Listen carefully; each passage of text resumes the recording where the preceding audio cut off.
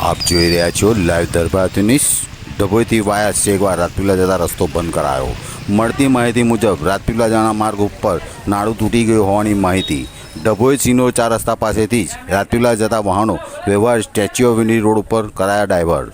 ડભોઈના સિનોર 4 રસ્તા પાસે પોલીસ દ્વારા બેરિકેડ મૂકી રસ્તો કરાયો બંધ।